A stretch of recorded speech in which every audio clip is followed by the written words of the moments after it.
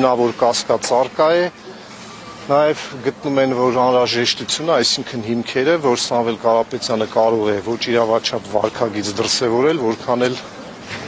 անհեթեթ է դա թվում, ամեն դեպքում նախաքննական մարմնի դիրքորոշումը այդ է։ Եվ միջնորդել են, որ եւս 2 ամիս ժամկետով կալանքը երկարաձգվի։ Մեր գնահատմամբ միջնորդությունը ակնհայտ ապօրինի է, բացարձակ չպատճառաբանված եւ որևէ աղերս չունեցող իրավունքի եւ իրավաբանության հետ։ Այդ վճռաբեկի որոշումը այդտեղ կա, արտացոլված, որ հիմնավոր կասկած։ Միջնորդության մեջ արդեն իսկ քննիչը զետեղել է վճռաբեկ դատարանի պատճառաբանությունները, այդ մասին իմ գործընկերները մանրամասն նշել են, մենք դեռևս վճռաբեկ դատարանի որոշումը չենք ստացել։ Ինձ թողներ են վճռաբեկ դատարանի դատավորները, բայց այնպիսի տպավորություններ, որ այս գործով այդ դատարանը դատախազության եւ քննչականի դուստր ձեռնարկությունն էր։ Մեկ էլ պարոն Հակոբյան, տեսեք 5 ամիս է կալանքի տակ է,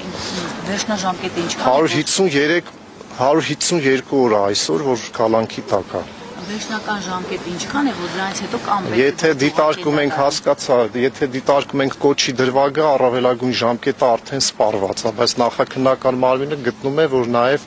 տնտեսական բնույթի ենթադրյալ հանցագործություններն էլ առկա են, այսօր դատարանը նաև այդ հարցը պետք է քննարկի։ Եթե հիմնավոր կասկածը գտան այդ դրվագներով առկա չէ, ապա կալանքի ժամկետը չի կարող երկարաձգվել։ Չէ, եթե գտան, որ տնտեսական բնույթի ենթադրյալ հանցանքներով հիմնավոր կասկած չկա, այլևս չի կարող երկարաձգվել։ Ինչ տեղի կունենա, այսինքն ազատ կարձակվի։ Միջնորդությունը պետք է մերժվի։ Տնտեսական մասով։ Այո, կոչով էլ չի կարող երկարաձգվել, անգամ եթե դիտարկեն, որ հիմնավոր կասկածը առկա է, առավելագույն ժամկետը կալանքի միջդատական վարույթի համար սպառված է։ Այսինքն ճիշտ եմ հասկանում, որ ձեր գնահատմամբ ամեն ինչ անում են, որ կոչը, որպեսզի հիմնավորեն, կողքից այլ հոդված են բերել։ Ամեն ինչ ասելը մեղմ է, մեղմ դիրքորոշում է։ Ինչ են անում են հնարավոր եւ անհնար։ Մի 5, 6, 7 ժամ, չեմ կարող ասել, 8 ժամ